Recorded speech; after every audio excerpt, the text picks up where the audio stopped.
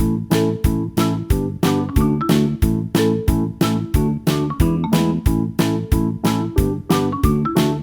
बच्चों, कैसे हैं आप सभी।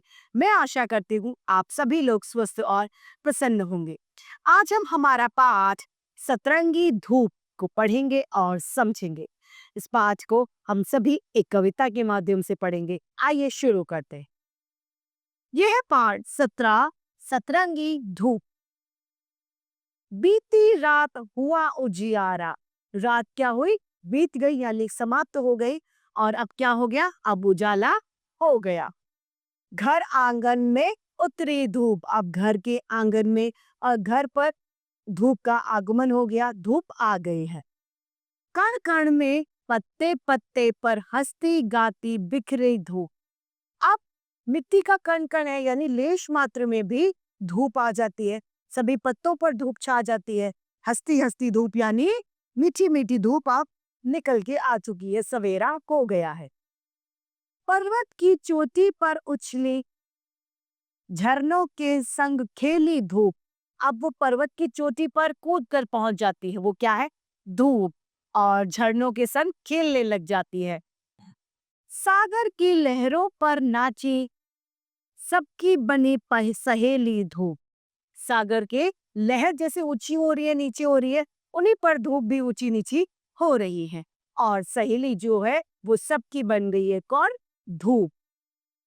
तितली के पंखों पर चमकी फूलों पर लहराई धूप। तितली के जो पंख है उस पर भी धूप की चमक आ रही है। धूप चमक रही है।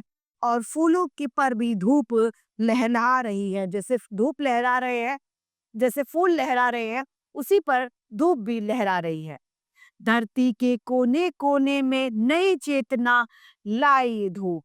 धरती का जो कोना कोना है यानी हर एक जगह पर नई ऊर्जा धूप लेकर आ गई है। गर्मी में आंखें दिखलाई, सर्दी में मन भाई धूप। जब गर्मियों का मौसम होता है तो हमें ऐसा लगता है कि धूप हमें आंख दिखा रही है यानी हमें डरा रही है। और सर्दियों में जब धूप आती है तो सभी के मन को अच्छे लगने वाली धूप होती है। छमछम करती बरखा के संग। छमछम करती हुई बरखा यानी बादलों के, बारिश के संग सतरंगी बन आई धूप। सतरंगी यानी 7 रंग की बनी आ जाती है धूप। क्या? इंद्रधनुष। तो इस कविता को फिर से दोहराते हैं। आइए। बीती रात हुआ उजियारा, घर आंगन में उतरी धूप। कनकन में पत्ते पत्ते पर हंसती गाती बिखरी धूप।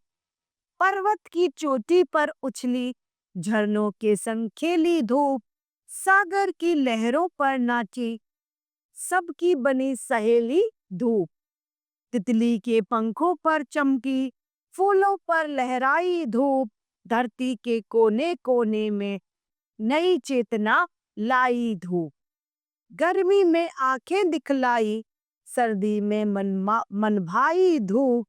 छमछम करती बरखा के संग सतरंगी बन आई धूप। तो इस तरीके से हमारा ये पाठ समाप्त होता है।